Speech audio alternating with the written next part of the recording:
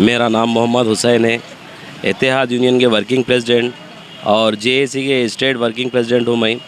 हम लोग आज 7वां दिन है जो जेएसी की निगरानी में आज एहतजाज में शामिल है। कम्प्लीटली स्ट्राइक में है हम लोग।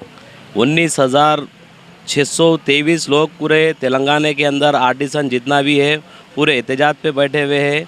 ये जो पिछले हुकूमत हमारे को जो परमानेंट करे, रेगुलर करे बोल के धोखा दे के जो गई हुई है ना, वो मुतालिबा हम हमारे सीएम रेवंत रेड्डी साहब से करते हैं कि वो जो पिछली हुकूमत गलती जो करके गई उसको पूरा मुकम्मल तरीके से हमारे को एक ही कंपनी का एक ही रूल्स रहना बोल के कोशिश कर रहे हैं हम लोग। ये एक ही कंपनी में क्या है कि स्टैंडिंग आर्डर बोल के एक निकाले, ओएनडम को अलग रूल्स है, तो एक ही कंपनी का एक ही रूल्स लगाना बोल के हम लोग कोशिश कर रहे हैं।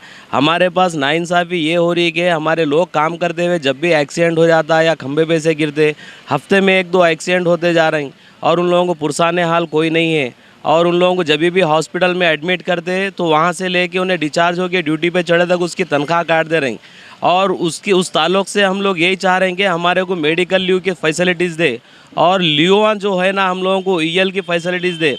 ज़िंदगी भर के लिए सिर्फ 30 लीव का हमारे को 30 लीव लगा के रखे हमारे को।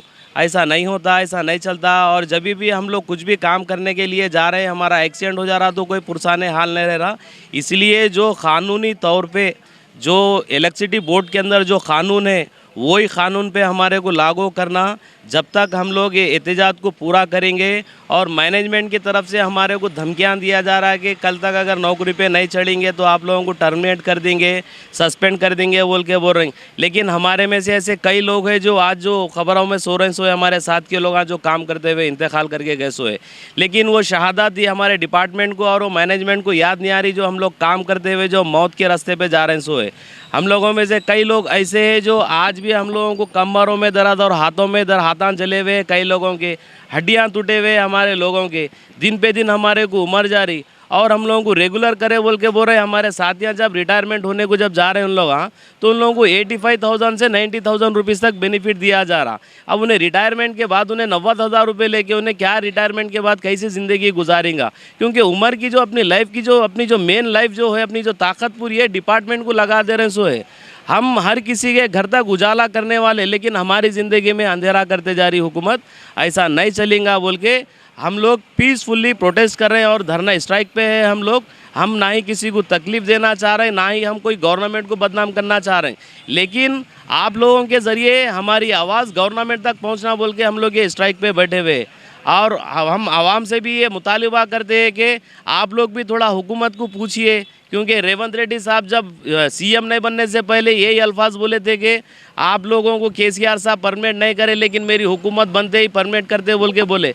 लेकिन 2 साल तक हम लोग टाइम दिए, शायद अभी तो गवर्नमेंट नई बनी हुई है, हुकूमत अभी तो नई बनी हुई है, यही बोलेंगे ना बोल के 2 साल के बाद भी हम लोग उन लोगों को जाके बोल रहे हैं, तो ना तो मिलने की बात कर रहे हैं, ना तो हमारे कोई डिमांड्स को पूरा करने के लिए रख रहे हैं। हम लोग कोई तनख्वाह बढ़ाओ बोल के नहीं बोल रहे हैं, ना ही हमारे को कोई बेनिफिट ज़्यादा दो बोल के नहीं दे रहे हैं। एक ही कंपनी में 2 रूल्स मत रखिए, एक ही रूल्स रखने के लिए हम लोग मुतालिबा कर रहे हैं।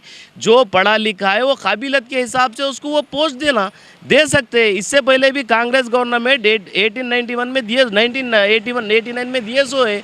उसी तरह हमारे को ये प्रजा गवर्नमेंट, पब्लिक की गवर्नमेंट जो है हमारे साथ इंसाफ करेगी बोल के बहुत उम्मीद लगा के बैठे हुए।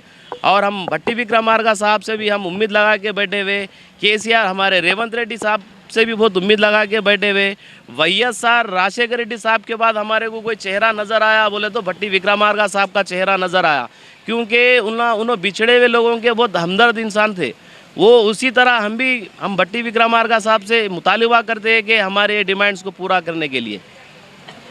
शुक्रिया साहब।